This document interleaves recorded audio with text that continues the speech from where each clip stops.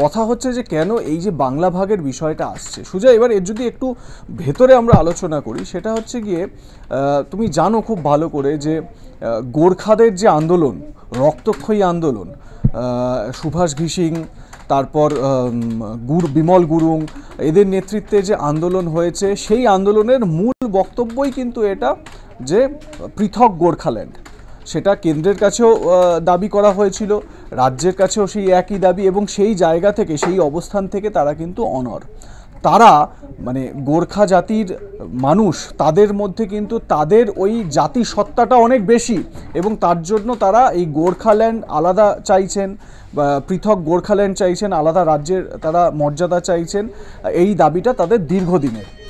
এবারে খুব ইন্টারেস্টিং একটা বিষয়, বিজেপি সাম্প্রতিক আমি বলবো মানে এক দশক যদি আমরা বলি, সাম্প্রতিক এই সময়টার মধ্যে বিজেপি গোর্খাদের এই যে পৃথক রাজ্যের যে দাবি, সেই বিষয়টিকে বারবার উস্কে দিয়ে, আশ্বস্ত বা আশ্বাসবাণী দিয়ে বারবার কিন্তু ভোটে তারা ফায়দা পেয়েছে, মাইলেজ পেয়েছে তারা।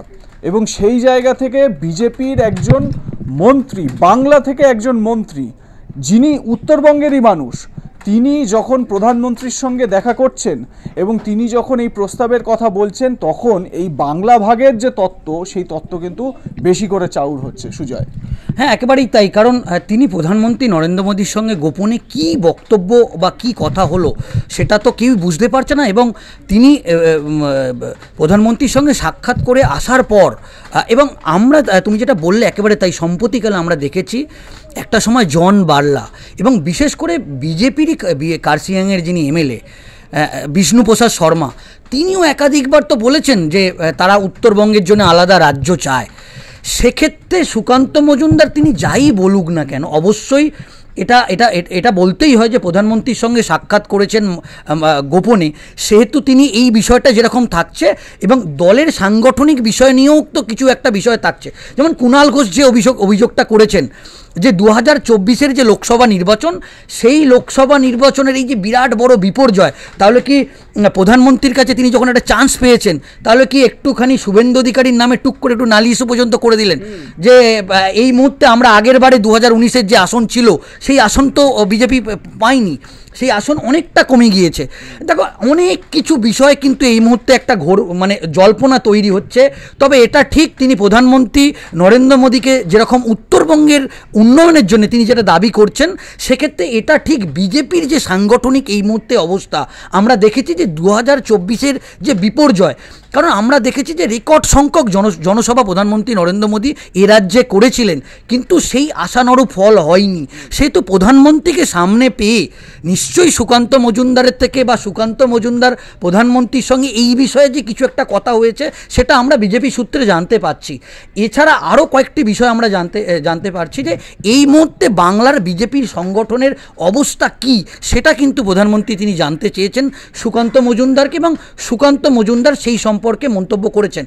কিন্তু এখন যেটা বিতর্ক, যেটা হচ্ছে যে এই বিতর্কটা দানা বাঁধছে, কারণ বিজেপির উত্তরবঙ্গেরই বলা যেতে পারে একজন সাংসদ এবং বিশেষ করে কার্শিয়াংয়ের বিধায়ক বিষ্ণুপ্রসাদ শর্মা, তিনি কিন্তু বারবার উত্তরবঙ্গকে আলাদা রাজ্যের দাবি করেছে।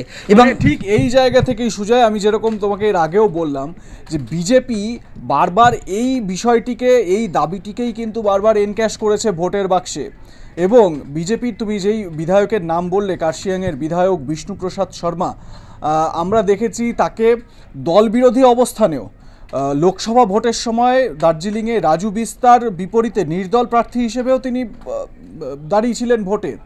এবারে এই বিষ্ণুপ্রসাদ শর্মা, তুমি তার প্রতিক্রিয়া নিয়েছো, তার বক্তব্য তুমি শুনেছো, তিনি সুকান্ত মজুমদারের এই যে দাবি বা তার যে প্রস্তাব, সেই প্রস্তাবের বিপক্ষে তিনি বলছেন এটা একটা উত্তরবঙ্গের মানুষকে আইওয়াশ করা হচ্ছে, এরকম কিছু করতে পারবেন না।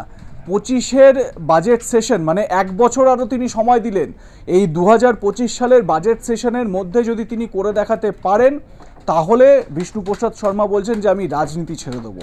কিন্তু তারপরে যেটা তিনি বললেন যে ওই শুধুমাত্র উন্নয়নের জন্য ওই উত্তরবঙ্গকে ইনক্লুড করা, সেটা আমরা চাই না, আমরা চাই পৃথক উত্তরবঙ্গ, মানে আলাদা রাজ্যের দাবি করছেন বিষ্ণুপ্রসাদ শর্মা। কে করছেন?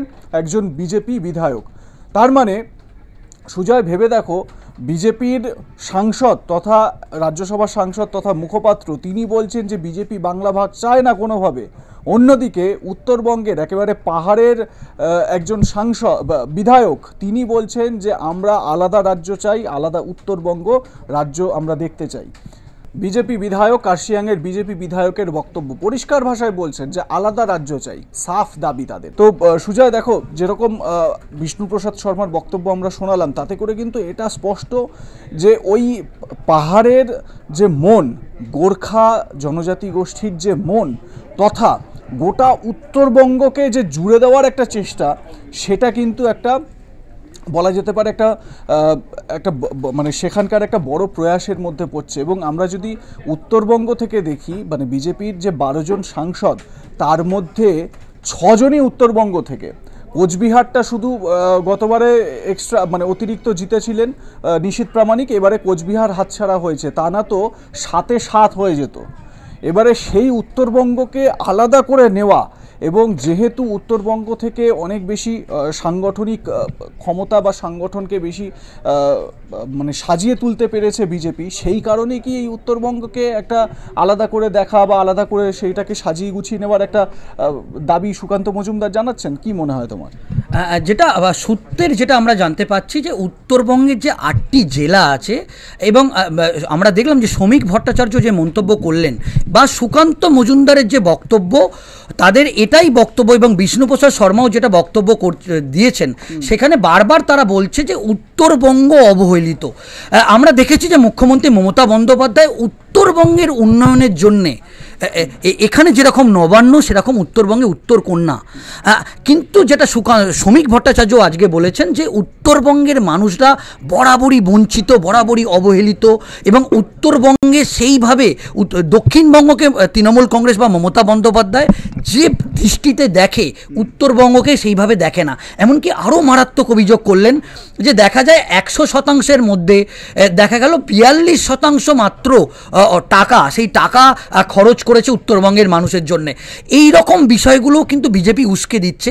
অবশ্যই এটা ঠিক, উত্তরবঙ্গের বরাবরই রেজাল্ট বিজেপির পক্ষে ভালো।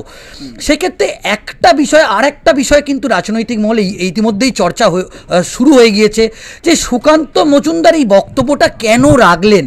এটা কি তিনি বিতর্ক তৈরি করতে চাইলেন, না এই সুকান্ত মজুমদারের কোট আনকোট এই বক্তব্যের মধ্যে কোনো রাজনৈতিক কোনো স্ট্র্যাটেজি আছে?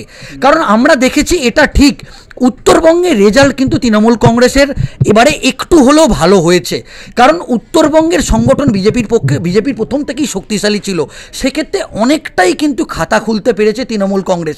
তাহলে কি উত্তরবঙ্গের মানুষের পাশে থাকার জন্যে এটা সুকান্ত মজুমদারের একটা কোনো স্ট্র্যাটেজি?